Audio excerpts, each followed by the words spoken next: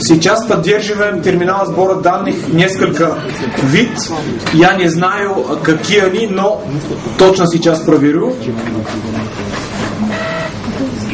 Желательно, чтобы они были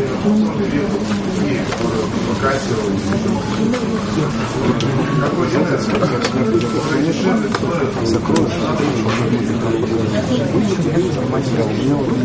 на форум прочитал, пошел когда несколько раз придется, не питание. Причем это только первый раз. В следующий раз у нас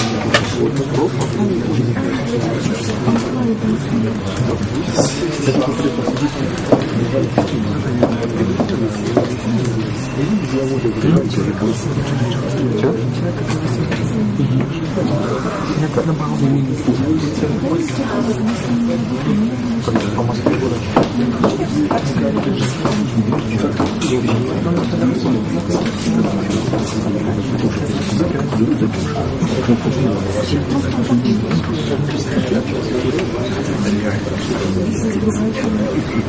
MicroInvest Data Collector Pro, он сразу подключается в база данных. Поддерживаем Symbol, Unitech, Opticon, Zebex, Casio. Практически это все терминалы, которые вы нам отправляли. То есть можно отправить периодические терминалы?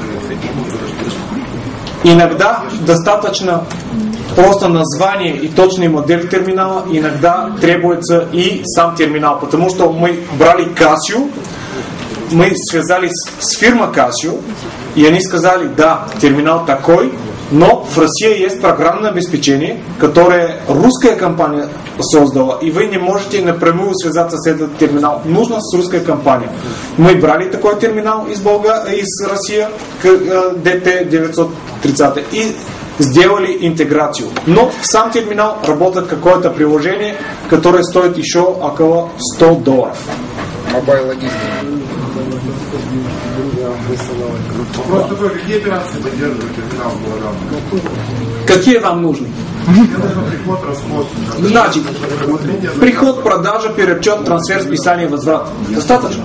А инвентаризация сам? Переотчет и инвентаризация у нас одно и то же.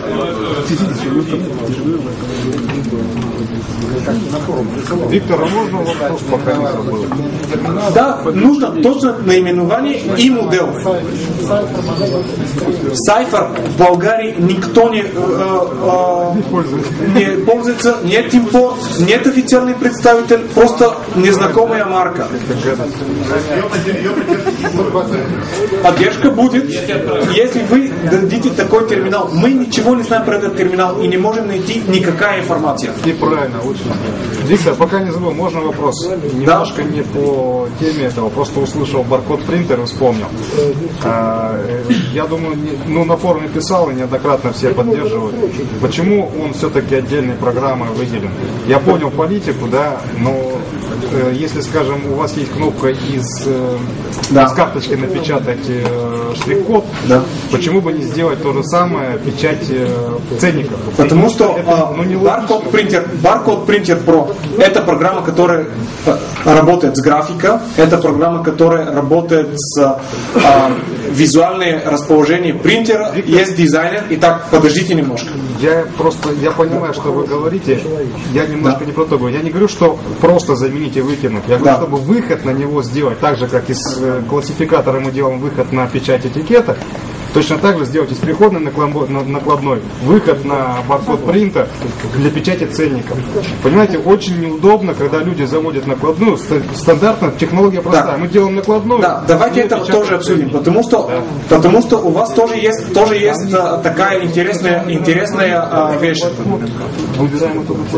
Да, но обычно получается следующее. Она нормальная организация. Люди, которые печатают этикетки, люди, которые пробивают пробивают накладные, это разные Да люди. у нас везде это один человек, оператор в магазине. Виктор, поймите.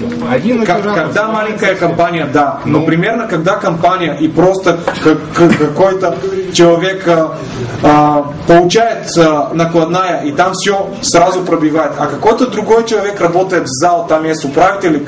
Обычно это разные люди. Поэтому... Виктор, я вам скажу, у меня есть сеть из 200 магазинов. Вот именно, Виктор, у меня есть сеть из 200 магазинов крупных, по 10-20 касс в каждом.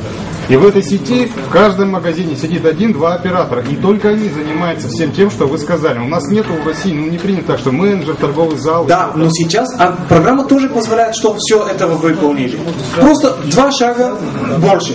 Программа тоже выбираешь накладную. Вот смотрите. Сделайте здесь кнопочку. Опа, вышел. Сейчас программа выполняет то же самое. Другая логика. Не другая. Я просто говорю, вы привыкли к 1С. Почему? Я никогда не продавал 1С. Программа работает вот так. Выбирайте этикет. Это понятно, сюда еще... Да, я хочу показать, потому что я хочу, чтобы вы прокомментировали, что вам не устраивает. Потом вы выбираете здесь сразу. Виктор, здесь меня все устраивает. Вот да. Именно здесь все. Я говорю, что вот сюда надо заходить отдельной кнопочкой. Что вам мешает в накладной поставить кнопочку? Баркод принтер. Потому что... Мой накладной. Потому что там нужно выбрать этикет. Нет. Виктор, подожди, просто запуск программы. Если просто в классификаторе. Вот в классификатор заходите, захотите распечатать. Если просто запуск. Да, просто запуск. Да. Чтобы ей не надо было искать другой ярлычок. Там есть кнопка, и можно там поставить печать. Да. Я сейчас... Печать этикетки, либо печать ценников. Но при этом было бы неплохо, если бы он еще с автоматом захватывал эту накладную. Запичку. Вот, это было бы... И все, и тогда проблема решена. Распечатал, Нет, это, конечно...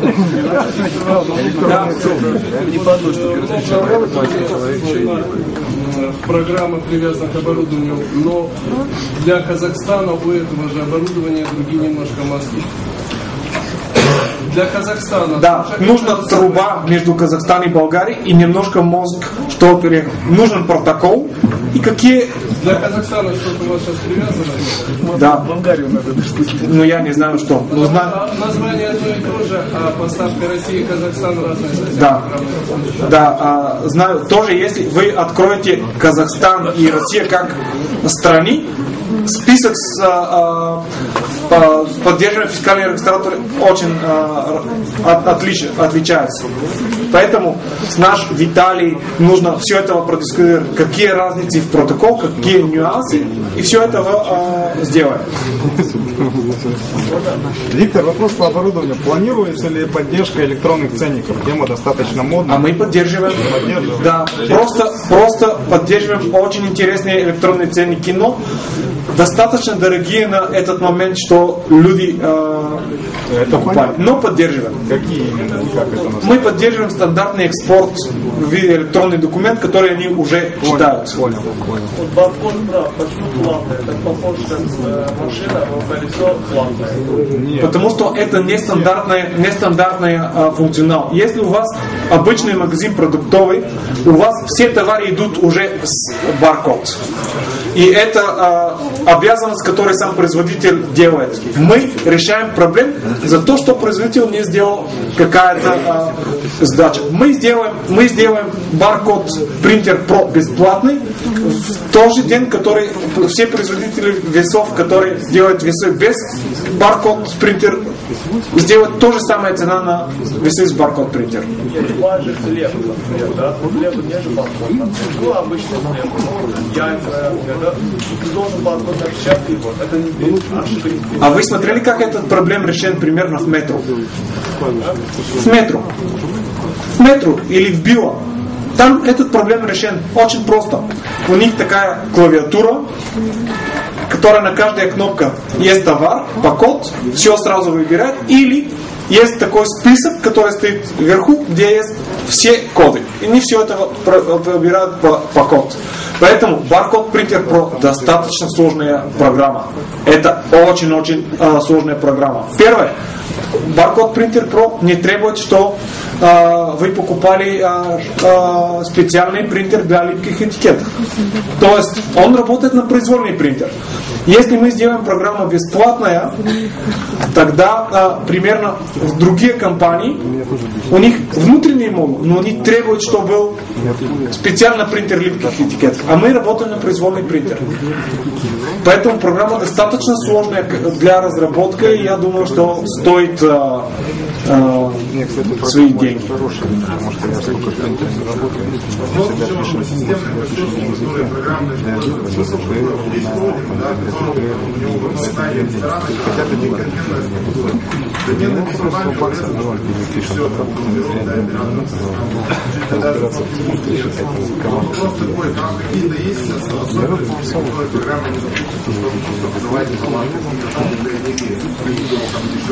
Нет, уже новые версии сертифицирования от Microsoft, мы все требования от Microsoft выполнили, работает подотчетная запись, нет никаких специальных требований. Нет, уже нет. Все сделали как от Microsoft объяснили. Они нам это очень так внимательно отслеживают. И когда вы делаете инсталлацию на MicroInvest, там горит зеленая икона. Обычно красная или желтая, в зависимости от сертификации. У нас зеленая. Мы работаем без никакой проблемы по Windows.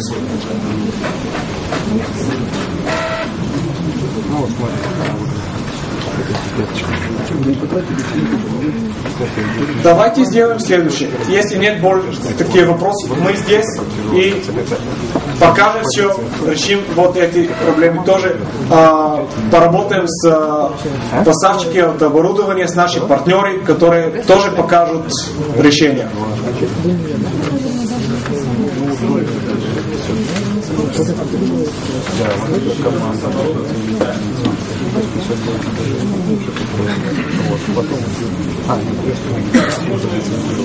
Да?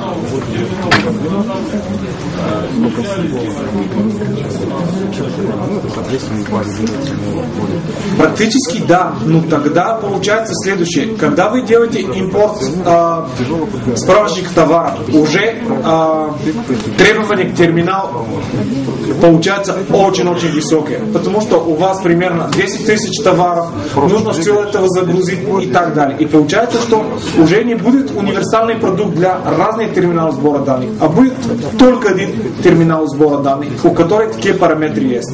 И мы рекомендуем, если вы хотите вот это, просто покупайте терминал с Windows и ставите там MicroInvest Cloud Pro Mobile. Там все функции есть, и перечет, и приход, и все остальное. Это решение дешевле, чем специализированный терминал с большой памятью и все остальное. Поэтому, да, есть интерес к этому, но практически нет достаточно оснований, что это было более выгодно, чем обычный терминал с Windows. Несколько человек спрашивали, когда вы проверите, сколько этот терминал стоит, получается, что нет никакой... А если мне не надо 10 тысяч, если мне 100 А тогда зачем у вас терминал с памятью? Потому что там нужно программное обеспечение, сам терминал, что оно сравнивало все и так далее, и так далее. А мы пытаемся, что все было гибко и все, что работало более... было просто для обслуживания. Сейчас терминал Zebex. Подключаете, кнопка первая нажимаете, делается загрузка, почитайте, все, вторая кнопка, выгрузка, все. Zebex работает отлично. Как раз на Windows платформе, да? Нет, Zebex какой-то черно-белый экран. Простой, очень простой. И... Открытие одного и того же документа сразу сочинение, допустим, была проблема с старыми версиями. Два человека открывали один и тот же документ, да. Последний, который делает запись.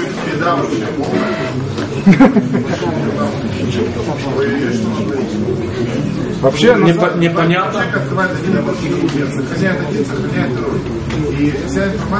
И каждый думает, что он сделал правильно, и все. Нет, такая ситуация не получается. Почему не получается? На самом деле, в любом другом продукте, если вы заходите вторым, вам пишет, что документ только для чтения, потому что он занят другим пользователем. Это нормальная реакция. Открывая экселевский документ двумя человеками, как сетевой ресурс, он будет писать открыть только для чтения. Да, потому что, Виктор, смотрите... Для Excel не пример. Хотите, что сейчас сделали? В Excel есть галочка, что все работали вместе. А никак ничего не появляется, ни галочки, то есть хотя бы Excel... Ну, наверное, сделать такое предупреждение. В зале есть новые, которые уже подключились к этому болгарскому базу управления. Несколько одновременно нажимают кнопку записи. Там в базе не будет ни один документ продублирован. Будет ошибочная информация, да? Которые записали 2 человека. Это сам сервер определяет. Microsoft сервер так сделал, чтобы он разделил запросы, которые отправляются к нему. Поэтому и называется сервер SQL. Потому что запрос отправляется в сервер, и сервер распределяет какой документ может записать. Но есть другая технология подзащиты, которая есть такая функция программы, которая называется нумерация по объектам. То есть несколько объектов работают вместе одновременно, и большая нагрузка на документы, которые делаются на весь день, то каждый отдельный объект, например, в Москве, в Питере, там в Липецке, другой город, где-то находится программа, будет отдельный номер документа. То есть первый начинается один, второй, Понятно, защита не от ошибки, какой-то заведенная делать одну и ту же работу. Я сделал очень часто, кстати, бывает, писал, открываю его на редактирование, и человек открывает это. То же самое делает, то же документ отправляет. Я сделал итог 100, а этот 150, и вы нажали 200 записать. Это просто защита от дурака. Второй будет другой номер. Нет, они делают редакцию. Второй будет сделать как редакция. Он уже редактировал ваш документ. Он редактировал ваш документ. Второй просто да. Он редактировал прежний стоящий. Когда соседи открывают, чтобы будет 2 раза редакция. Первый, который записал, и второй, который записал. Потому что они не будут записать в одной и той же бумаге. Предупредить, что человек документ. Да, сделаем такое предупреждение. Это довольно редкая операция, когда 2 человека открывают один и тот же. Что? Нет, смотрите, наверное, такие ситуации есть. Я смотрю следующее.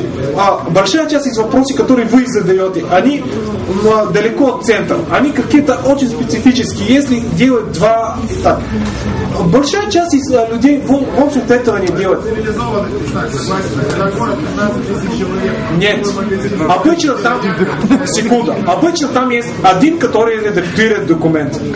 Я всегда даю как пример. Самая интересная технология. Просто идите в Макдональдс и изучайте их работу. Сделайте так. Я хочу 2 какие-то бутерброда, потом я хочу, что один изменил. Смотрите, как они работают. Сразу они останавливают на это рабочее место, работа идет. Приезжает администратор с другая карта, уже собственная. Он делает изменения, только он делает изменения. Все и работает. И это Макдональдс работает в все страны мира. И в России, и в Болгарии, и в Греции, и в Македонии, и в США. Одно и то же. И тоже все города. Я часто еду по России, по разные города. Я очень часто делаю такие эксперименты. Позавчера были в метро, специально делали заказ, что проверить, как они отрабатывают копейки. Виктор, это не примеры, это примеры зарубежных компаний, понимаете? У них технология... Они работают... Вот, и это мы хотим вам научить, что продукт не продается только как продукт. Иногда он продается... Меня учить не надо. Я вам не хочу, я хочу на другие. Что продукт иногда продается? Продукт плюс технология. Важна всегда. Всегда. Вот. Но я говорю, что некоторые моменты, которые не встретятся в метро и в Макдональдсе, у нас встречаются сплошь и рядом, причем это правильно. Но это довольно редкая ситуация, это потому что довольно редкая ситуация. когда получается в магазине, что 2 человека одновременно редактировали один и тот же документ, но у вас есть обычно один товаровед, другие нет права доступа. И сейчас мы потеряем примерно 2 месяца для синхронизации в такой режим, который будет столько редко что, практически это не важно. Намного более важно, что сделали хороший интернет-магазин, что сделали хорошая привязка на CypherLab, на другие устройства. Это намного более интересно. Документы, что сделали правильно. Просто есть какие-то приоритеты. И не нужно, что одна ситуация делали, что вот продукт делайте так. В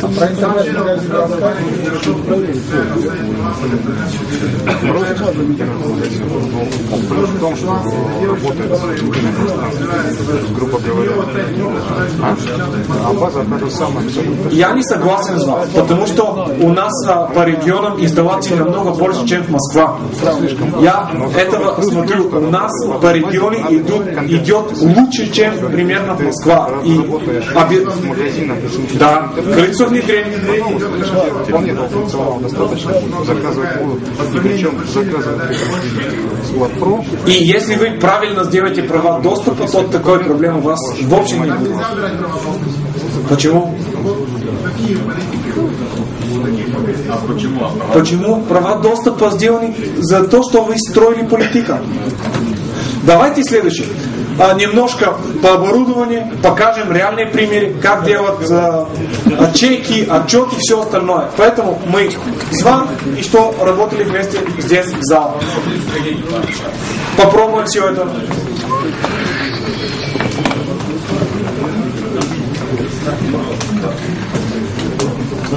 Давай. Да? Да. Одновременное создание товара. Создается, если мы вместе создаем товар, одновременно два товара ведут товар, создается две карточки товара. Сначала один товар сохраняет, потом второй. Получается дубляж кода. На второй сообщение, сразу сообщение. Дубляж кода. Код дублируется. Да. Почему вы ему сразу не создаете новый код? Потому что там нет продукт всегда предупреждает.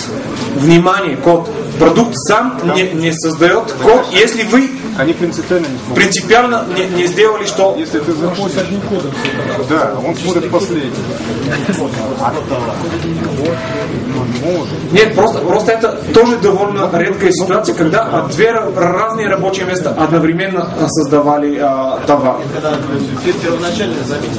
При первоначальной мы подскажем другая технология. Мы построили базу данных, которая база данных достаточно универсальная, она русская, содержит большое количество 15 тысяч.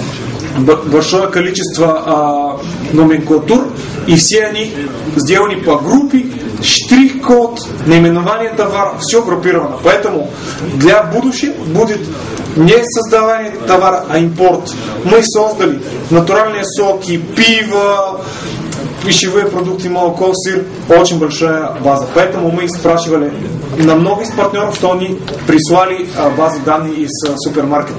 Наши ребята обрабатывали около 100 тысяч позиций, что мы создали такая образцовая база.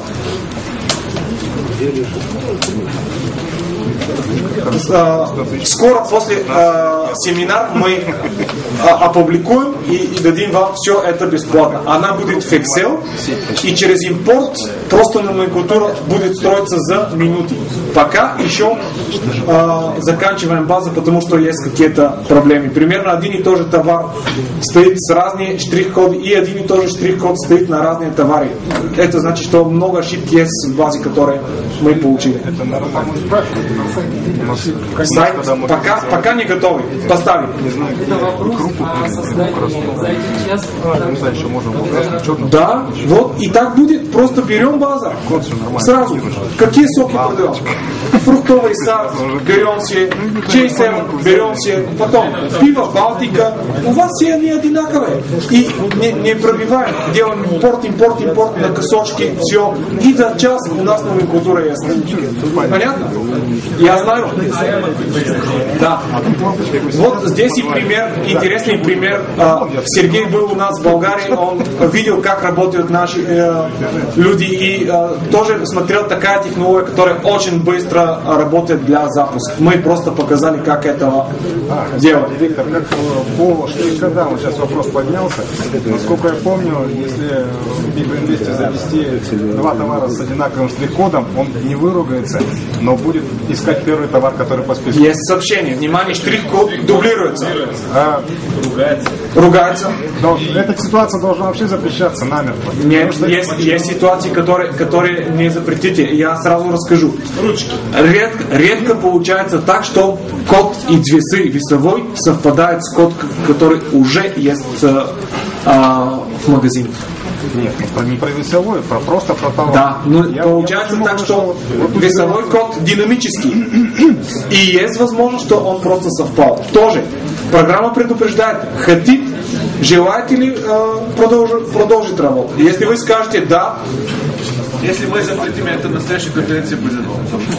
Почему Нет, ну это на самом деле. Можно Владимир, чтобы он дал выбрать все товары с данными? Можно. Мы много вещей можно сделать. Можно ли, что Light работал на Xeon на 3 ГГц с 4 гигабайта RAM? Все можно сделать. Вопрос какой? Какие ресурсы есть? Вот и пример. Мы часто изучаем конкуренцию. Мы смотрим на все продукты, как они развиваются и так. Получается так, что вы требуете от нас функционал, который практически в другие продукты не реализован. Почему Кассир позволял себе штрих-кодировать и выдает список всех. Покажем все это. Поэтому давайте сделаем следующее. Достаточно такое сообщение.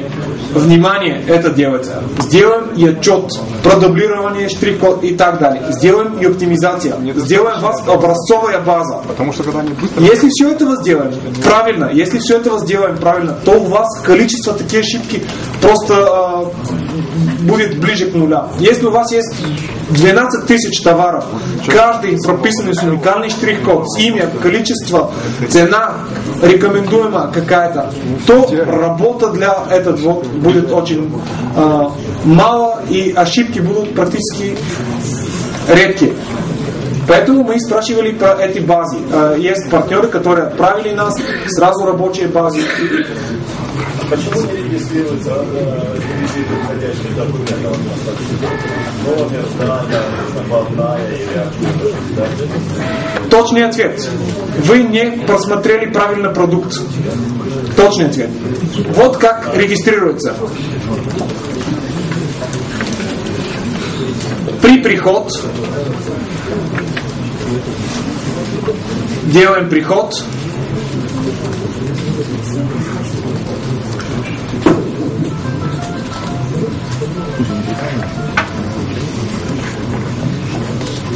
Сохраняем. Это приход номер 3.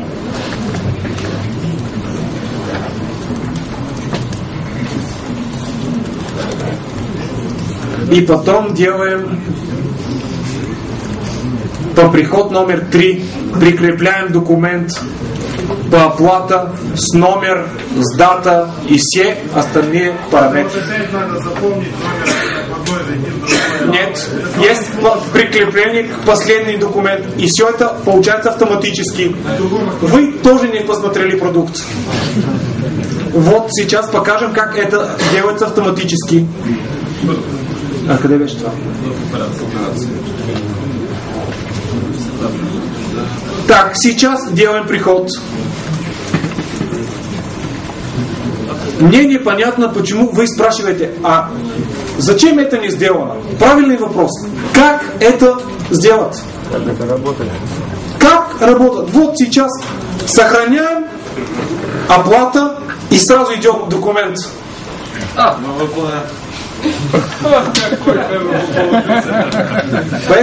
Поэтому технология есть. Мы компания, которая работаем очень серьезно на разные рынки. Поэтому все это четко отработано.